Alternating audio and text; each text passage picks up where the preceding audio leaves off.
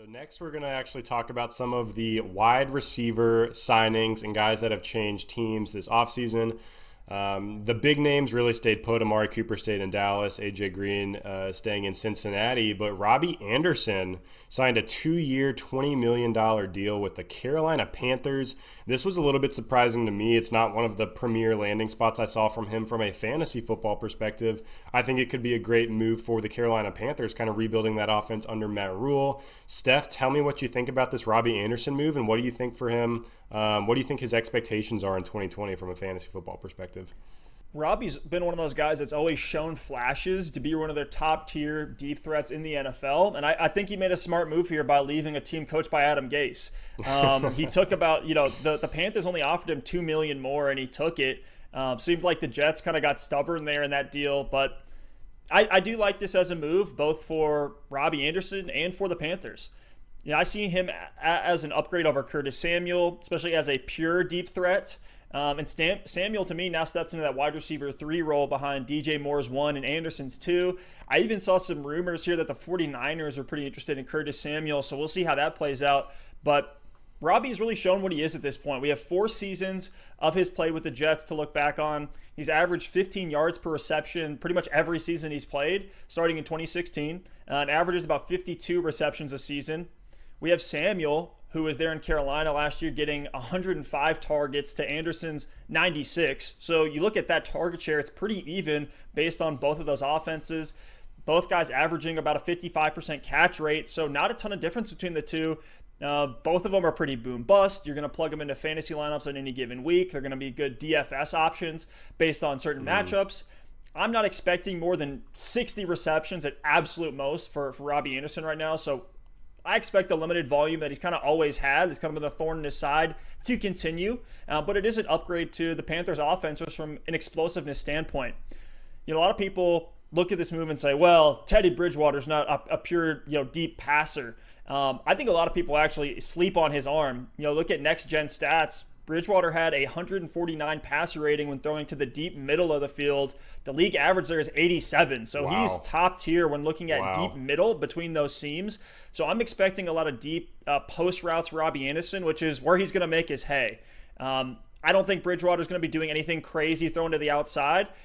I'm factoring in some production to still go to Curtis Samuel, but I have Anderson in line for pretty much what we've seen from him. 45 receptions, 700 yards, 5 to 7 touchdowns. It's not too different from where he was with the Jets, where he was putting up at least 750 yards and 5 touchdowns the last 3 seasons. So that's my case really for Robby Anderson. Really not much different. Yeah, before I give you my take, I kind of want to pulse check where you're at with Robby. I'll throw out some names here. Tell me who you'd rather have, Robby Anderson or first guy on my list is Brandon Cooks. I'm going to stick with Brandon Cooks, assuming both are healthy and at 100%. Brandon Cooks, assuming we factor in some of the concerns. If we hear going into camp that Cooks is still dealing with some of that injury, I'll look at Robby Anderson. But as of right now, assuming both guys are fine, I'll go with Cooks. How about Robby Anderson or John Brown? Interesting. That's a tough one. I'm going to go Robby Anderson here just for a little bit more explosiveness. I think Diggs is going to take the explosiveness away from John Brown a little bit in that Bills offense. For sure. And definitely similar situations there with kind of a volume cap on what they can do. But both guys that will definitely have their boom game. So last guy on my list, Robby Anderson or Will Fuller? Definitely taking Robby Anderson in this one. I'm not touching Will Fuller with a 10-foot pole. Don't even try to get me, Alex. Oh, man. Thanks for giving me Will Fuller before his 54-point week last season. That was nice of you, Steph. I gave you that one 50-point rental, and then you lost him for the rest of the season, so that's fine. And then the wheels came off, yep. So, yeah. To me, I agree with you. I think I liked this deal for Teddy Bridgewater more than anyone. We had just talked about Teddy Bridgewater on our quarterback pod. This was before the Robby Anderson signing, and we talked about how we love Teddy as a streamer. We think it's a great stability move. I think you actually used the word stability as the best way to describe it for the Carolina Panthers. And bringing in Robby Anderson has just given Teddy Bridgewater a lot more, streamability, appeal in fantasy football. I don't think we expect Teddy Bridgewater to come out and throw 600 passes in 2020, especially when you have Christian McCaffrey in the backfield. But when you look at, Teddy's consistency and his accuracy as a passer, and then you look at the weapons around him in a good matchup in a game that, in games that will be higher scoring and can be shootouts, I think Teddy now is as good a streamer as anybody. He's got DJ Moore as a really good possession guy who can really do it all. He can win deep. He can win underneath. You've got Curtis Samuel as a utility player, Robby to stretch the field, and the best running back in the game right now from a receiving and rushing standpoint if you combine the two together in Christian McCaffrey. So to me, I think Teddy Bridgewater is a huge winner here. I think Robby Anderson,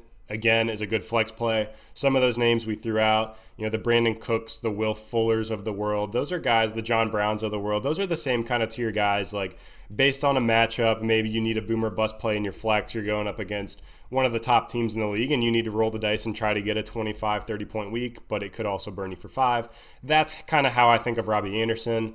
But for me, the Panthers offense is becoming a little bit crowded. I think DJ Moore and Christian McCaffrey are the two guys that are undoubtedly going to get their volume. So for me, this is really a big hit to Curtis Samuel. I think, assuming he stays in Carolina and he doesn't get traded like some of these rumors, he's just a bench stash at this point, and maybe, we see some things out of that offense. Maybe Matt Rule uses him a little more than he had been in the past.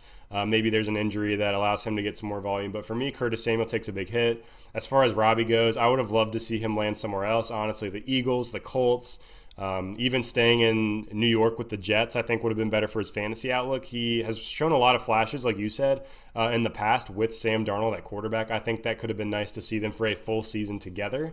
So yeah, I like the signing for the Panthers. I like it for Teddy, but I don't necessarily think I'm super interested in Robby Anderson for fantasy 2020. I'm not really either. At that tier, we're looking at 7th to 10th round.